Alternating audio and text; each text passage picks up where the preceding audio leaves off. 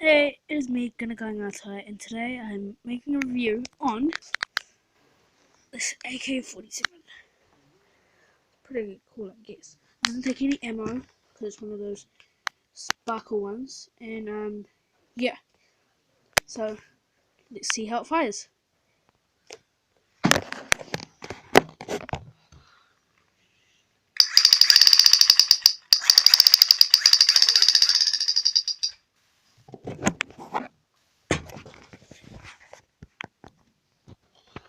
So that's how it fires, and it doesn't really have a brand. It's not really branded.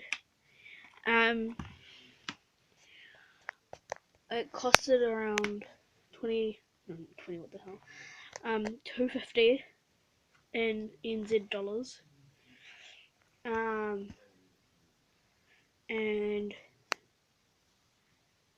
yeah, it's like when I shoot it, look,